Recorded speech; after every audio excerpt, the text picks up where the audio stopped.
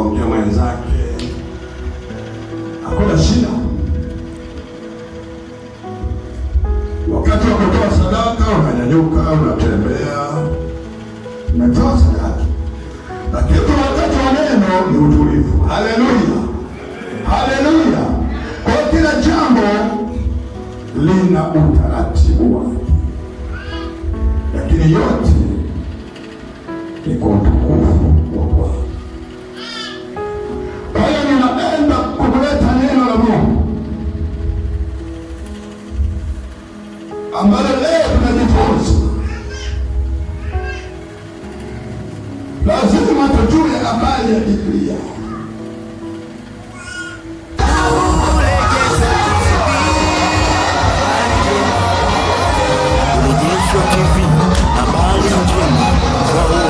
Kwa sababu tunapojifunza hatuwezi tukajua baraka za Mungu ziko kwa namna gani. Tunakuja leo,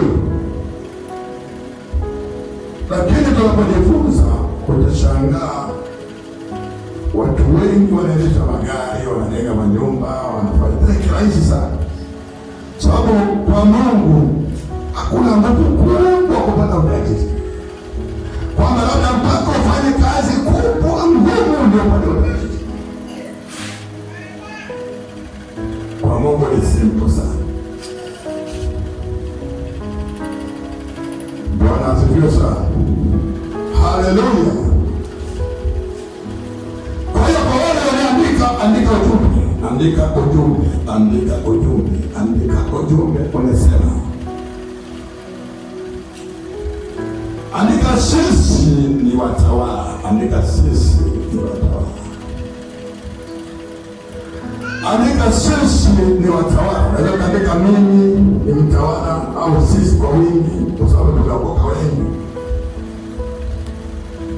Kwa sababu ukisema andike wewe, maana yake wote kwa najitoa. Lakini ukiandika sisi, maana yake ni wengi ama tunaitwa na Bwana. Kwa hiyo sisi tunaitwa na Bwana ni watawala. Baba yetu na Mungu wetu, ninakushukuru Bwana juu ya ujumbe umenipa. Nikanene Bwana, niongoze mtumishi wako, nitumie upendavyo. Roho Mtakatifu, yote nitakayonena katoke kwako, yaliyopangwa yakanyamaze kimya. Wewe Mungu wetu ukachukue nafasi juu ya neno hili. Ninaamini Roho Mtakatifu yote utajatenda zaidi, kwa sababu ni kusudi lako tukasikie neno lako. Nami nimeomba hayo katika jina la Yesu, amen, amen. Kwa hiyo ujumbe unatuambia sisi ni watawala,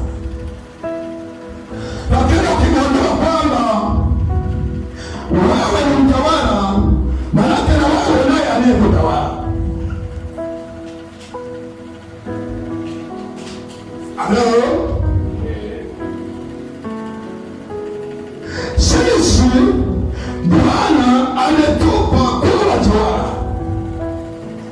lakini pamoja tunapewa kutawala na sisi tunatawaliwa. Lakini inawezekana unatawaliwa na vitu ambavyo sio mtawala wako.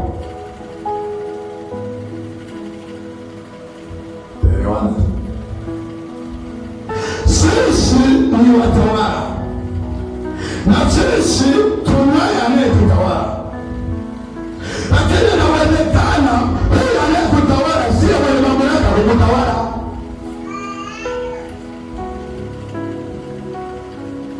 Na kisha kuwa sio mwenye mamlaka anayekutawala, inasababisha yule anayekutawala afanye kazi kwako, kwa sababu hajapata nafasi kwako kukutawala. Naomba nisomee Mwanzo 1:26 kwenda mpaka 28 kwa Mwanzo